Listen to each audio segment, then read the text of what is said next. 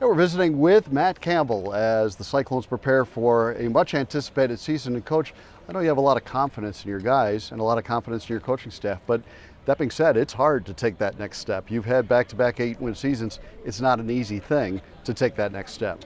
No, I think we're almost a program a little bit in some ways at a crossroads. And, I say that knowing the challenges ahead for Iowa State football, for our kids in our program. And, I think that step from 8 to wherever is really challenging. And the fact of the matter of it, you better know what you're getting into. You better know the challenges ahead. And then you got to do everything in your power to prepare for it. And I do think that's one thing we've always been able to do a good job, is being able to communicate what those challenges look like and feel like, and developing a process to work through that to continue to climb and grow as a program. Talk to me a little bit about the winning in the margins expression that you use a lot. And I guess I'm sure there's tangible things like winning first down, which you did really well a year ago, winning in the red zone, which you did really well a year ago, but also the intangible parts of it. That what are you doing in January, those kind of things. No, I think those margins when you're talking about being at a developmental school like Iowa State, and knowing that every inch, and being able to, number one, reflect and say where are those inches and where are those areas that growth must occur, and then having honest conversation, and then doing a great job of correcting those or enhancing and filling those margins in. It's really important. And I think that's an area we look, like you said, not only in the statistics of what's the product on those 12 or 13 game opportunities, but then you got to look at it culturally. What are you doing in the weight room? How are you developing your guys? How's our nutrition program? Where are we gaining or losing in those areas? How do I do a great job of putting the whole plan together? Am I taking areas and really putting stressors on our coaches or our players that are not allowing us to be our best? And I think those are the margins that you're always trying to look at and trying to study. And I think in college football, what's unique is it changes a little bit at times too from year to year, because who you have and what your personnel looks like and feels like is always different as well. So it's one of the things I love about studying the sport of football. I love about how do you manage and grow and become the best version of you possibly can be. I think what Brock did last year was so impressive on so many levels, but especially for a guy who wasn't able to get here early. Now he's been through a spring practice, he's been through a summer with the guys, and I know you want to curtail expectations a little bit, but where can he grow the most this season? Well, I just think it's that confidence of being in those moments already, being in some of those stages and having successes, but also at times maybe failing, and being willing to understand where and why some of those failures occurred. And again, not allowing those failures to define him, but allowing him to grow through them. And that's really what I love about Brock, is he's got unbelievable humility. He really wants to be the best, and he's willing to work daily to be the best. And I think when that occurs, when that happens, you allow yourself to grow and become the best version of you possibly can be. You've talked about how important continuity is on the offensive line, and we saw as last season went on, that group become more and more physical. I thought they really pushed around Washington State in the bowl game. How can that group take another step this season? Well, I think the first thing was, committing to themselves and their own margins in the offseason. And again, when you play offensive line football, so much of your success comes in the 7 months prior to the season getting here. And I think you look at that group today and, the physical growth. Julian Good-Jones put on 20 pounds from a year ago. Bryce Meeker is as sleek and as good as he's looked.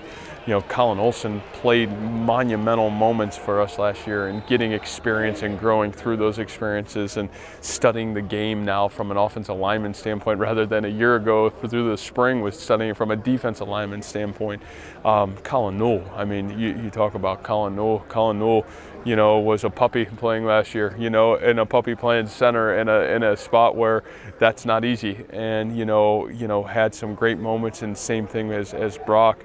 Had some moments that obviously he'd love to have back, but Colin's that same guy. He wants to be the best version of him. He's got great humility, his growth, what he looks like physically and mentally right now.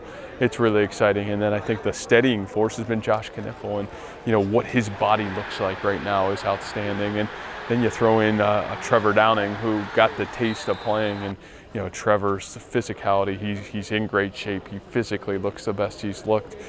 He's grown, and just getting the confidence that he's ready to play. And Joey Ramos and some of those guys, they really fit the picture of where we're trying to go and what we're trying to become. That tight end room was, when you first got here, so inexperienced and so raw. Now these guys are some of the most experienced guys on your football team collectively. How does that help you offensively this year? Well, I just think, again, having tight ends in general creates such a multiplicity and dynamic to your offense, because the tight end position, you got to block, and you can be a pass catcher, and when you can do both of those really well, then you can really be a pain for some defenses, because it can really create matchups and allow you to take advantage of some of the defensive matchups that you may want to create. And so, I think that's something that we're really fortunate, because you talk about those top guys, that not only are they guys that can catch the ball, but man, they're guys that can put their hand in the ground and block and create edges in the run game. So what I think it allows is having an offensive line back and having tight ends. And it allows some of those areas where, maybe you're not exactly sure yet who those guys are.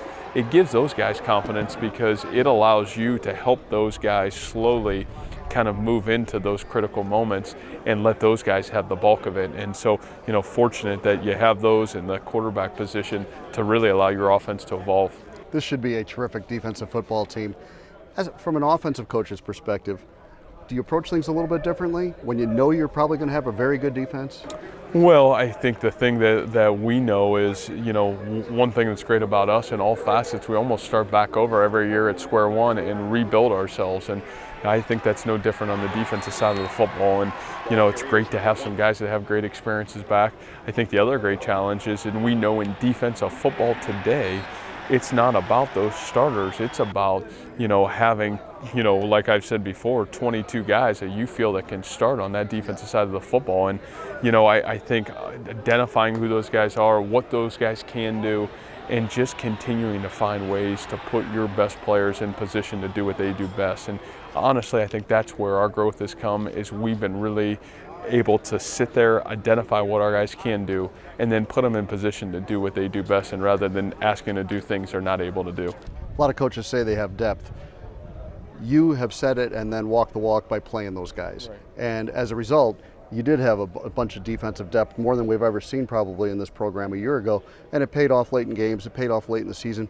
But I think it also pays off year to year, because now, like those corners, I think about those guys have had big snaps, big plays. No doubt. And that's where you want to get the healthier program, that you've got the confidence and those guys have earned the trust, because, to me, I think it's equal on the veteran players in your team, that they're preparing those young guys to play.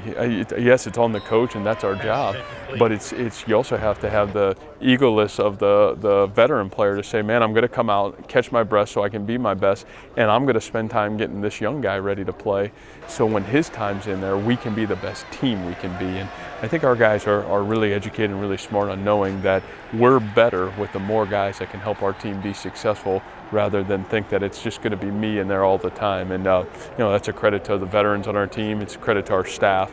But you're right, on the defensive side of the football, that's really helped our growth. And that can't be an easy thing with young people. I mean, that has to be a very tough message to get through, especially when guys are just arriving on campus. But when you create that culture where guys truly are trying to get the guy behind them better, wow, do you have something? Yeah, I think that's where you hope to be. And I say this jokingly all the time. I remember playing and being the guy that's like, man, I don't want to come out. And I think that I share that experience, because it really hindered probably the growth of our team, rather than really raising up the people around me. And I think one of the great things about my own college experience is watching our coaching staff build a program, and why we were able to have so much success. And so much of it was having so many guys that competed every day, but yet helped each other grow and become the best version of themselves they could be. And we're really fortunate to have some of that right now in our program. Matt, thanks so much. Appreciate it. Have a great season. Thank you.